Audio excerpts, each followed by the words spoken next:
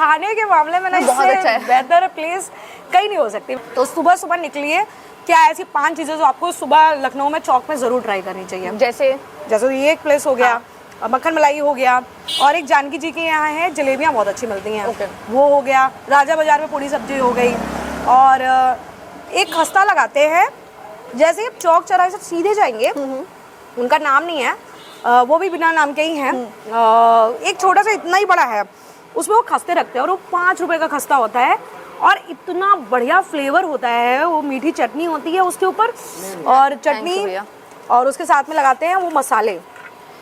तो वो खस्ते के साथ में जो आप खा लेंगे, कुरकुरे कुरकुरे खस्ते, ये नॉर्मल खस्ता मतलब ये फूला हुआ खस्ता होता है, वो बिल्कुल पापड़ी की तरह होता है खस्ता। ओके। टुंडे कबाब फेमस क्यों है आपके लखनऊ में? ये भी तो खड़े जानना चाहेंगे।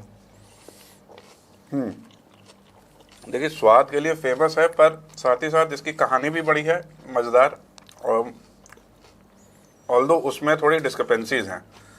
2-3 कहानी बताए ना, पहले डिस्क्रिपेंसी बता रहे हो, कहानी बताओ क्या है, फिर डिस्क्रिपेंसी ढूंढी जाएगी।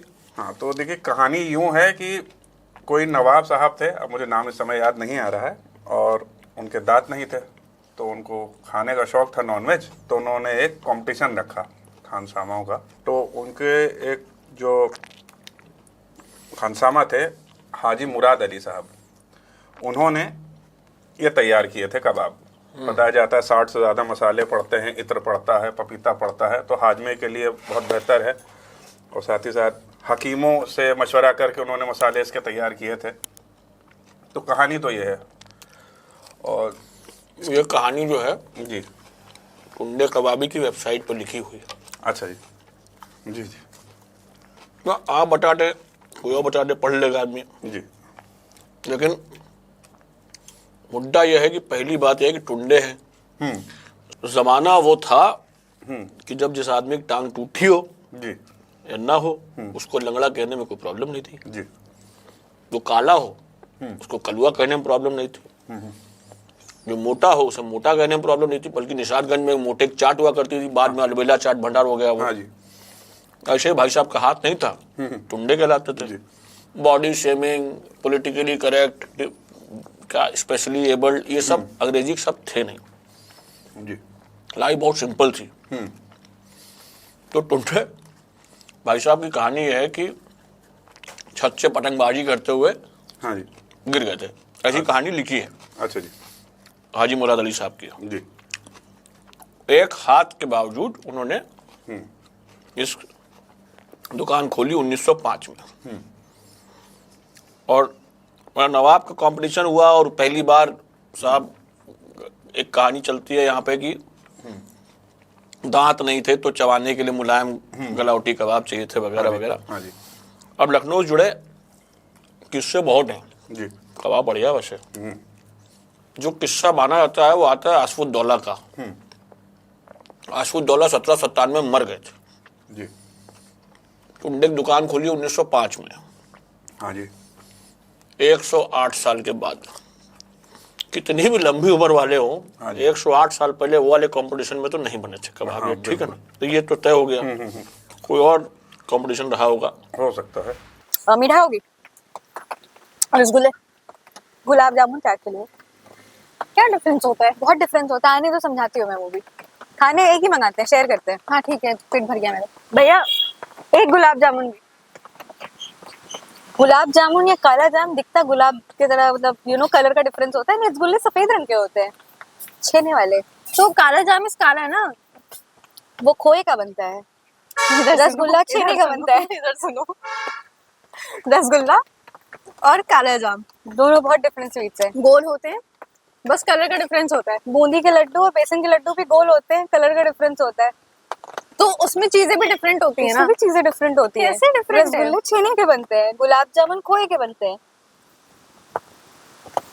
अरे तो एक ही गुलाब जामुन, हम रसगुल्ला बोलेंगे। ठीक है भाई, इग्नोरेंस इज ब्लिस। हमारी प्लेट में इतने आइटम है, इसके बारे में कुछ बताइए, क्या है ये तनु? यार ये प्लेट बहुत देर से मेरे आगे रखी हुई है, and I can't resist this now. Let's start. हाँ, तो बेसिकली इसमें मुझे जो मैं देख पा रही हूँ सारे मेरे फेवरेट आइटम्स हैं। ठीक है, तो मैं आपको बताती हूँ। तो ये है खस्ता, ठीक है, और आलू। अभी इसमें हमारे पास मटर नहीं है, अदरवाइज एक मटर भी आता है आलू के साथ हाँ, में, पत्ते ठीक है। वाले हाँ, वाले पत्ते वाले भी खाते हो या नॉर्मली वो बिल्कुल गली हुई राइट, मटर राइट, होती है। हाँ। तो खस्ते के साथ आलू और मटर का कॉम्बिनेशन इज दी बेस्ट। तो अगर हम खस्ते की बात कर रहे हैं ना, मुझे चौक के खस्ते बहुत ज्यादा पसंद है। एक बक्से वाला खस्ता बक्से सुना को, वाले वो का, ओवर हाँ। हाइप्ड है, मुझे वो नहीं पसंद है ज्यादा। जी। बट रेदर देन चौक पे और बहुत सारी जगह हैं जहाँ पर बहुत अच्छे खस्ते मिल जाते हैं, ठीक है, पुराने लखनऊ में ही। जी। मैं पुराने लखनऊ के बारे में बहुत ज्यादा नहीं जानती थी। Through like fellow bloggers only I have explored that place. और एक्सप्लोर करते करते ना, क्योंकि मैं यहाँ की हूँ नहीं, जी। मैं लखनऊ की नहीं हूँ, अच्छा, I belong from Ayodhya. Okay, ठीक है। सो 4 से 5 साल हो गया जब से मैं लखनऊ में हूँ। बट जैसे होता नहीं कि कोई इंसान जब बाहर के शहर में जाता है ना, तो एक माइंडसेट लेकर के जाता है, I have to explore that place. Right. तो जब मैं यहाँ आई ना, तो मैं इसको इस नजरिए से देखती थी कि अरे मैं तो टूरिस्ट हूँ और मुझे एक एक डेस्टिनेशन जानना है। तो उस तरीके से मैंने लखनऊ को देखा, तब मैंने ये एक्सप्लोर किया था, ओ इतनी अच्छी अच्छी जगह भी हैं। तो फूड और ब्लॉगिंग आपकी ऐसे ही शुरू हुई? हाँ, ऐसे ही शुरू हुई कि I was very much eager to know कि अरे ये कहाँ मिलता है, वो कहाँ मिलता है, वो कहाँ से शुरू हुआ होगा। तो ऐसे ऐसे करते करते मुझे पता चला। फिर नेक्स्ट जो है मलाई गिलौरी। मैं बहुत ज्यादा मतलब मुझे बिलीव नहीं हो रहा था कि ये 200 साल पुरानी शॉप है रामाश्री की, रामाश्री की, जी, 215 प्लस ईयर्स, लाइक हाँ, इतनी पुरानी दुकान है। फिर ये ठंड आ रही है, तो हमारे लखनऊ में मलाई मक्खन बहुत ज्यादा फेमस है, हाँ और जी। ठंड आते ही जी। ये मिलने लगता है। हाँ। तीसरी चीज तो ये है, और ये है सैंडविच। सैंडविच यहाँ पर इसलिए है ना, क्योंकि मुझे बहुत ज्यादा पसंद तो है ही, और मुझे एक किस्सा याद आता है सैंडविच से। 1090 चटोरी गली है, वहां पर एक लड़की स्टॉल लगाती थी, जापानीज सैंडविच बनाती थी वो, विच इज स्वीटर टेस्ट, ठीक है। You talking about that girl, मैंने शायद देखे हैं जापानीज, उनका पेपर पे भी कुछ डिशेस बनाती हैं। या दैट गर्ल, राइट? नहीं, वो तो है, दैट इज अनदर थिंग। अच्छा, बट ये सिर्फ सैंडविचेस के लिए, Japanese sandwich is another thing. Okay, ठीक है। तो स्वीट सैंडविच तो मैंने उनको बड़ा सपोर्ट किया था, और मुझे literally I have never thought कि सैंडविच मीठा भी इतना अच्छा लग सकता है।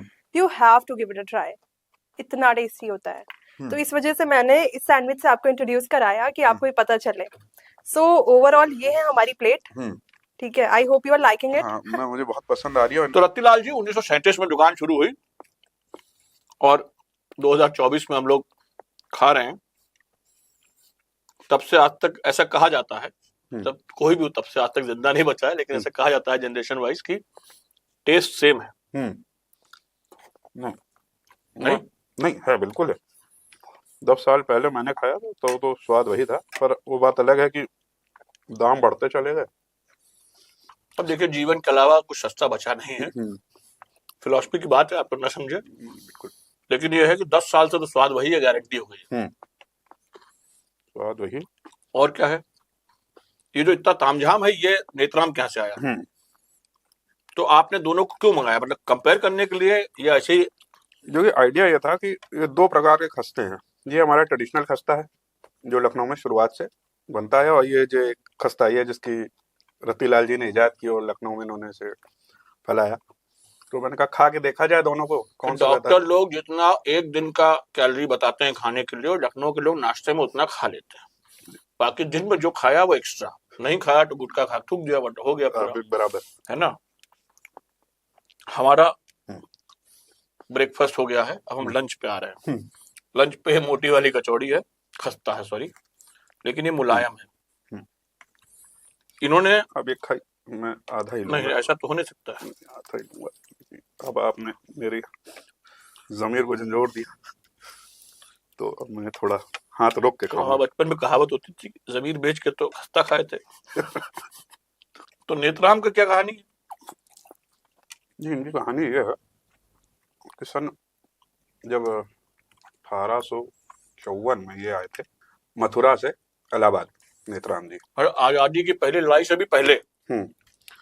और तकरीबन 1920 के दशक में फिर जो है इनके जो सुपुत्र हैं भीमसेन जी, हाँ, वो आगे लखनऊ, हाँ, इन्होंने यहाँ पे दुकान जब सजाई। अंग्रेजों का राज था तो उन्होंने कहा कि लखनऊ बड़ा शहर है, तो इसीलिए खस्ता संस्कृति लखनऊ में इलाहाबाद से आई।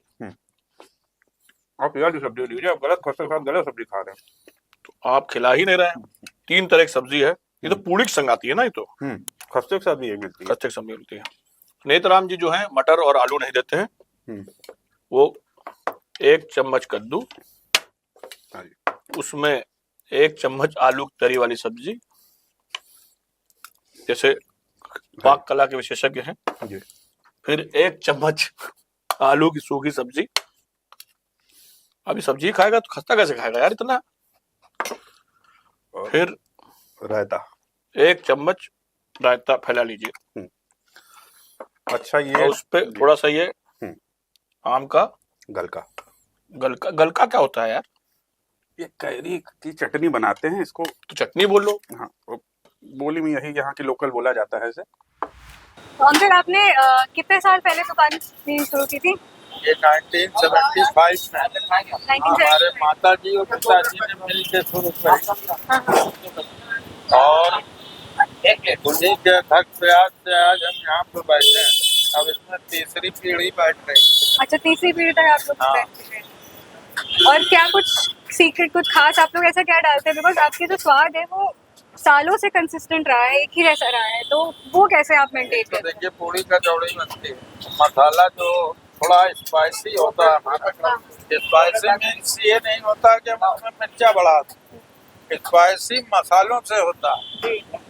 गरम मसाले के जो मसाले होते हैं वो स्पाइसी करते हैं और बॉडी को नुकसान भी नहीं करते, क्योंकि गरम मसाले में जो भी मसाले पड़ते हैं वो सब एक औषधि के रूप में होते हैं, चाहे वो जायफल हो, चाहे जावित्री हो, चाहे दालचीनी हो, लौंग हो, छोटी इलायची है। छोटी इलायची पाचन को सही करती है, राई है, ये सब पड़ता है, अजवाइन है। तो कुछ चीजें जाड़े में फायदा करती, कुछ चीजें गर्मी में फायदा करती। तो गरम मसाला जो हमारा है एक औषधि के रूप में है। तो ये आप गरम मसाला घर पे अपना खुद का बनाते हैं? हाँ, खड़ा मसाला खरीद के उसको साफ करा के उसके बाद हम अपना मसाला तैयार करते हैं। कितने की तो गरम मसाले में कम से कम 39 चीजें पड़ती हैं, 40 की तब वो गरम मसाला पे तैयार होता है। तेज पत्ता है, इस तरीके से। और जब दुकान खुली थी तो हमारी माता जी ने हाथ से कूट के मसाला बना तैयार करते, अच्छा, क्या बात है। तब वो सब्जी घर से बन के यहाँ आती। तो वो स्वाद आज तक वैसा ही है। आज तक ये उन्हीं का आशीर्वाद, बिहारी जी की कृपा। हाँ जी।